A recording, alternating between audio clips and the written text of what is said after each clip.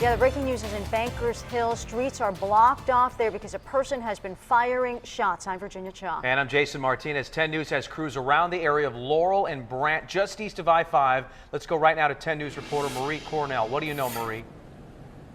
Well, Jason, we know police are inside of the building. You can see all the police tape, all the police officers down that way. About 10 minutes ago, I heard from a police officer saying that more shots were fired inside just as they were getting ready to deploy the gas. Now, let me show you. We were standing right over here on this sidewalk when officers asked us to move out of the way because they said we were in direct line of sight of the shooter. And then seconds after he asked us to leave, this is what we heard.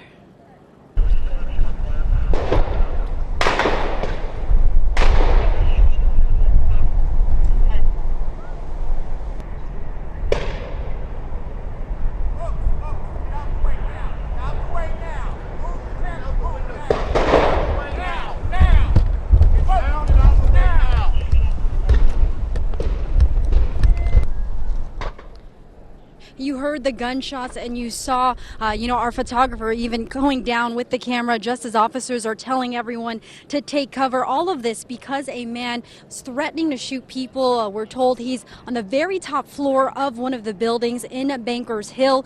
Two schools in this area are on lockdown because of this: Washington Elementary and City Tree Christian. Obviously a scary situation for everyone around, especially for a mom who has a child at one of those schools. I was scared because the school isn't that far from here. We walk there every morning.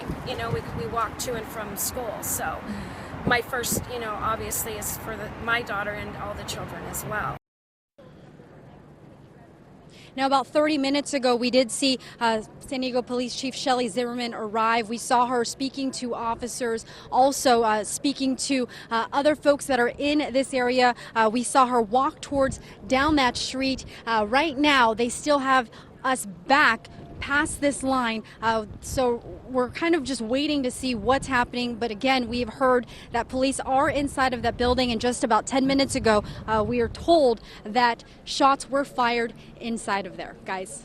All right, Marie. Meantime, 10 News reporter Melissa Masiha was already in that area before it was blocked off. We want to hear from her. Yeah, she's just a few blocks away from these live pictures. And Melissa, we heard the gunshots from Marie Cornell. Did you hear them too? Yeah, I'm in a different spot than Marie, and I did hear sounds. I'm in a different area, so it was unclear if they were gunshots or some other device, but definitely a lot of people in the area. I talked to several witnesses. They heard it, too. They did think it was gunshots. At this point, we're still looking into that. But what I can tell you here is I was actually heading to court for a separate story when I saw police officers rush by with their lights and sirens, and so I found out about the shots fired. I went through this area here and got there before any perimeter was even set up. Shortly after, same situation with Marie, they quickly pushed us back, saying that the person firing had a long-range rifle and that if we could see the building, we are in the line of sight. So they pushed me back. They also rushed some witnesses back. And then after that, they set up the police tape. So it was a very chaotic scene. I can tell you right now, my car is actually still blocked off because I was so near the building. So I can't even access that. All I was able to do, I grabbed my purse and my phone, and that was basically about it. So it's unclear when people will be let back in. I did speak to several people here on scene. I talked to one man who heard those shots. I want you to take a listen to what he had to say. Mel, we don't have right now. Can Okay. you tell us what he said? Yeah, I can tell you that he was actually supposed to be working on trimming some trees in the area. So he was by the building, and he said he saw police officers there, and then he heard shots. So after he heard those gunshots, he said he heard at least two.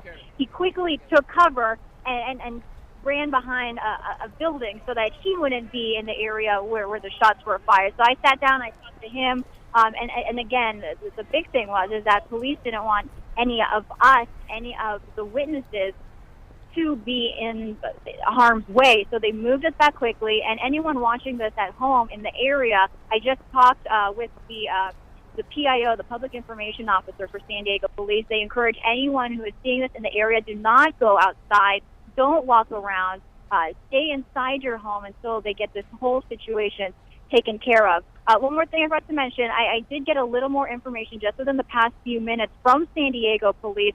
I did confirm here that the officers were on scene because they were responding to a domestic violence call. So they were they were in the area because of a domestic violence call, and that's when the shots were fired. At this point, no word if anyone has been injured, but this is a very fluid situation. Of course, Marie and I, we are both gathering what we can from our separate vantage points, and I'll bring you that as that develops.